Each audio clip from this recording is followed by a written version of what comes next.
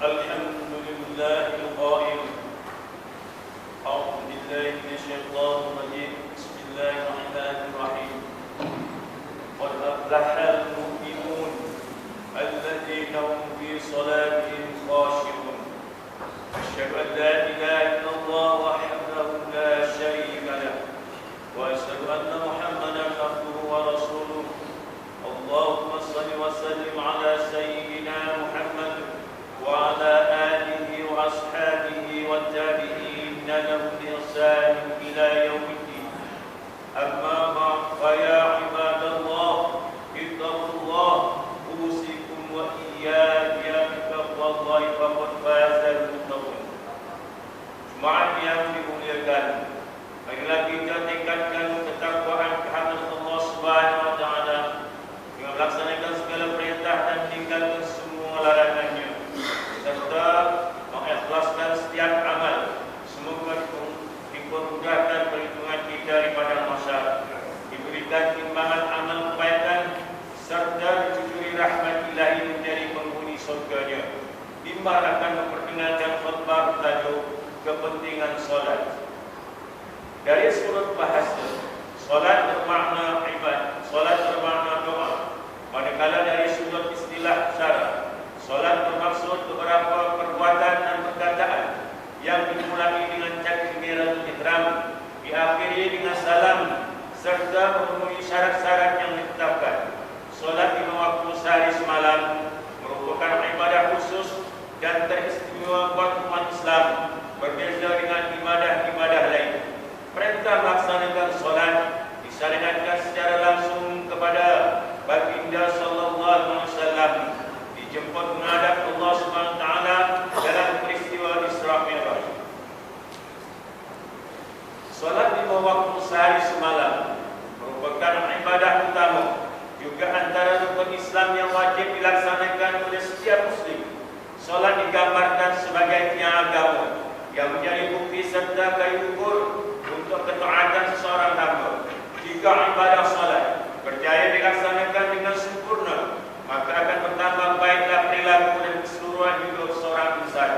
Kewajiban bersolat difardukan oleh Allah Subhanahu wa taala berpandukan ayat 103 surat An-Nisa, A'udzu billahi minasyaitonir rajim.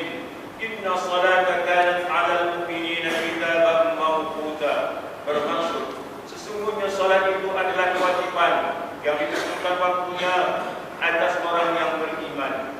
Tetamu rumah Allah yang dimuliakan, firman Allah Subhanahu wa taala melalui ayat 1 dan 2 suratul Mu'minun yang khatib bacakan pada awal khutbah, bermaksud sesungguhnya dalam berjaya orang yang beriman, yaitu orang yang khusyuk dalam solatnya. Ayat tersebut mengisyaratkan bahawa solat yang dilakukan dengan khusyuk serta penuh penghayatan merupakan kunci untuk meraih kejayaan hidup.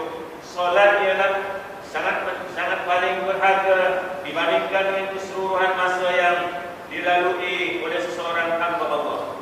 Solat mempengaruhi corak kehidupan, menjadi penting dan pelindung yang berupaya mencegah seseorang daripada perbuatan keji dan mungkar, serta membuatkan jiwa cenderung untuk menggandakan amal kebaikan. Amat beruntung bagi mereka yang menjaga kewajiban solat. Solat membuahkan ciri-ciri murni pada perilaku sehingga kesannya dapat dilihat melalui pertuturan yang berhemah, gaya fikir yang matang, sifat sabar, gemar melakukan amal bakti, mendorong kebenaran, mesra dalam pergaulan, bijak mengurus waktu dan berbagai sifat murni. Lebih penting dari itu, solat turut mempengaruhi kesihatan mental seseorang, memberikan ketenangan, kedamaian jiwa, serta mengurangkan tekanan perasaan, sekaligus bermanfaat pada kesihatan fizikal. Malaysia mencatatkan peningkatan masalah kesihatan mental, rekod tinjauan kesihatan dan morbiditi kebangsaan menunjukkan jumlah orang yang mendapatkan rawatan atau sokongan sosial meningkat 5 kali dalam tahun 2022 berbanding tahun 2020. Oleh yang demikian, demi melepaskan diri daripada masalah tekanan dan kesihatan mental, amat umat diseru meningkatkan kepahaman dan penghayatan solat. serta bersungguh-sungguh melakukannya, kerana solat mampu menjadi terapi kesihatan mental dan kesihatan fizikal. Mukminin yang dikasihi Allah, amat malam bagi siapa yang dengan saja meninggalkan solat atau memandang lengah untuk melakukan solat. Mereka mudah saja mengalami kerugian berganda kerana tidak merebut serta memperoleh kebaikan dan manfaat yang telah dijanjikan, tetapi turut melakukan dosa kerana mengingkari perintah ilahi. Semoga kita sentiasa manfaatkan usia kurniaan ilahi dengan merebut ganjaran yang dianugerahkan apabila kita menyempurnakan solat. Solat dijauhkan kita dari kurungan mereka yang mendapat azab kerana meninggalkan solat. Firman Allah Subhanahu wa taala dalam ayat 42 hingga 43 suratul Mudaththir, A'udzu billahi minasyaitonir rajim. Ma salakakum fi saqar? Qalu lam naku minal musallin. Bermaksud, ahli syurga bertanya kepada ahli neraka, apakah yang menyebabkan kamu masuk ke dalam neraka syaqar? Mereka ahli neraka menjawab, kami ketika di dunia tidak termasuk dalam golongan orang yang mendirikan solat.